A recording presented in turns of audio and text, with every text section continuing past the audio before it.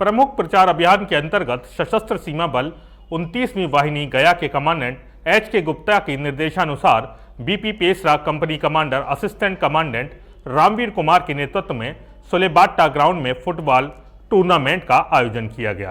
आपको बता दें कि रैली शहर के कॉलेज रोड, पूर्वी रेलवे फाटक, विकास भवन रोड होते हुए समाहरण नाले तक पहुंची, जहां धरने के माध्यम से राज्य सरकार के खिलाफ विरोध प्रदर्शन किया गया।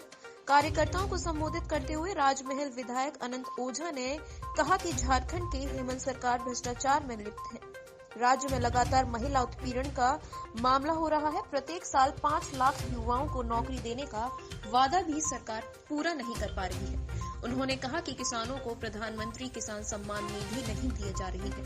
सरकार द्वारा ग्रीन कार्ड मुहैया कराने के बाद भी गरीबों को राशन नहीं दिया जा रहा है।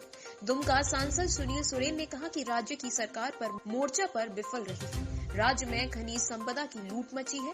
राज्य में भय और भ्रष्टाचार का माहौल है। गोड्डा विधायक अमित मंडल ने कहा कि राज्य की जनता त्राहिमाम कर रही है। पूरे राज्य में भ्रष्टाचार फैला हुआ है। सरकार को गद्दी पर बने रहने का कोई अधिकार नहीं है। बिल लाया गया, उसमें बहुत सब लूप होल्स है। अभी आप देखिए कि साहिबगंज में खास महल का मुद्दा है। अब खास महल के लोगों को कैसे आप, जो खतियान बहुत वर्षों से रह रहे हैं यहाँ पे, उसको कैसे आप प्रमाणित कीजिएगा? यहाँ तो ग्राम सभा भी नहीं होगा।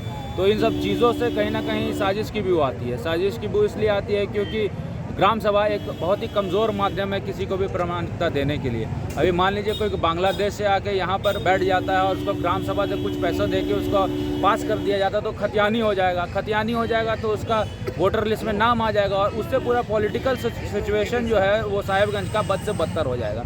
इन सब चीज़ों को सरकार को चिंता करने की ज़रूरत है। ओबीसी की आरक्षण की बात करती है सरकार, लेकिन जेएमएम पार्टी का इतिहास शायद भूल गई है कि यही बनिया के कलेजे पे पांव रख के ये लोग अपनी राजनीति करती थी आज, और ओबीसी की बात आज ये सरकार कर रही है। तो ये दुर्भाग्यपूर्ण बात है। ये सरकार पूरे जो सिचुएशन आज की डेट में हो गया, करप्शन को लेकर, अराजकता को लेकर से ध्यान भटकाने के लिए ये सब काम कर रही है। इससे ज़्यादा और कुछ नहीं। डेमोग्राफी में असर पड़ रहा है। आप देखिए कि किस प्रकार से गोड्डा हो, साहेबगंज हो, पाकुड़ हो, यहाँ की डेमोग्राफी बदल गई है। और डेमोग्राफी जब बदलती है तो कोई पार्टी को फ़ायदा दिलाने के लिए अगर उसके पीछे कोई षड्यंत्र रचा जा रहा है तो उसको भी उजागर करने की यहाँ पे बात होनी चाहिए।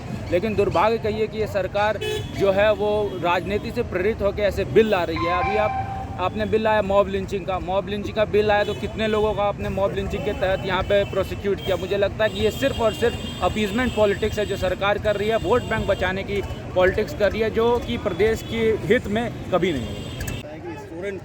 परिवार को अच्छी तरह से जानता हूँ और चूँकि भारतीय जनता पार्टी ने इस राज्य को जन्म दिया है और ये सोरेन परिवार को भारतीय जनता पार्टी लूटने लगी और इन लोगों से राज्य का भला होने वाला भी नहीं है। जब अलग राज्य होने वाला था तो उस समय यही शिबू सोरेन जो है इस राज्य को बेचने का था और जब राज्य का मालिक हेमंत सोरेन बना तो यहाँ के संसाधन को लूटने का काम किया। इसका यह करैक्टर है सोरेन परिवार का, यह चरित्र है।